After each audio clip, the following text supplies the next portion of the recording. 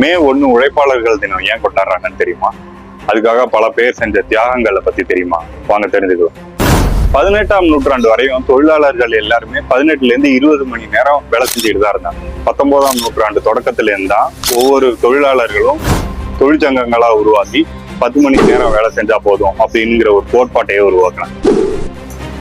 1827ல 10 மணி நேரம் தான் வேலை செய்வோம் அப்படிங்கிற போராட்டம் மிக பெருசா முன்னெடுக்கப்பட்டுச்சு.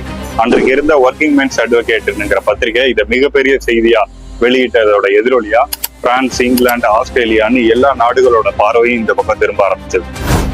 அந்த போராட்டத்துக்கு கிடைச்ச வெற்றியா 10 மணி நேர வேலை நிர்ணயத்தை அரசாங்கமும் ஏத்துக்கிச்சு.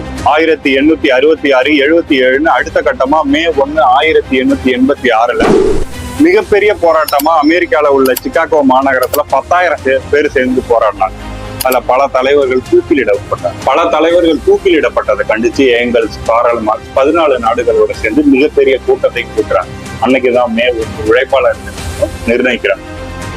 ரஷ்யால லெனின், கியூபால பிடல் காஸ்ட்ரோ, சைனால மாசேட் அப்படின்னு ஒவ்வொரு நாடுகள்லயும் கம்யூனிசம் ஆட்சி அமைக்குது. மக்களும் மகிழ்ச்சியில திளைக்கிறாங்க. அப்படியே இந்தியா பக்கம் வந்தோம்னா 1923ல மெரினா கடற்கரையில தான் முதல் மே தினத்தை கொண்டாடும். மற்ற நாடுகளை போல இல்லாம அண்ணல் அம்பேத்கர் 8 மணி நேர வேலை நிர்ணயம், மகப்பேறு கால விடுமுறை, இதை எல்லாத்தையும் மிக சுலபமாகவே கொண்டு வந்துட்டார். தொழில்நுட்பம் வளர வளர தொழிலாளர்களோட வேலை சுமை குறையும். அதற்கு மாறா இன்னைக்கு மன உளைச்சல் தான் அதிகமாயிட்டு இருக்கு. தொழிலாளர் தின வாழ்த்து.